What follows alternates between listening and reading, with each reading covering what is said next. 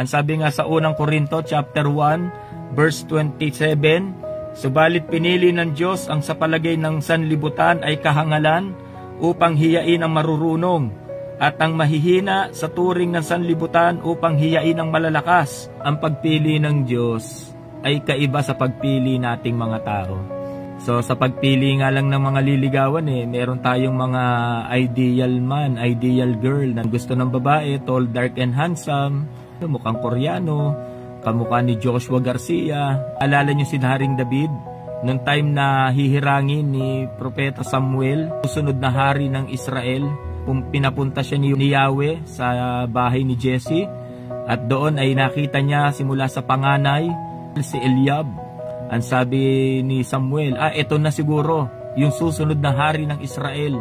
Maganda ang pangangatawan, makisig. Pero alam niyo, sabi ng Diyos kay Samuel, hindi siya ang hinirang ko, wag mong tingnan ang kanyang taas at ang kanyang kakisigan. Sabi ni Propeta Samuel, sabi niya kay Jesse, meron pa ba kayong anak? At ang sabi ni Jesse, meron, nagpapastol ng tupa. Nung tinawag si David, inihirap kay Propeta Samuel, direktang sinabi sa kanya ng Diyos, siya ang aking hinirang, pahiran mo siya ng langis. Ang pagpili ng tao, nakatingin tayo sa physical appearance pero ang Diyos, titingnan niya puso.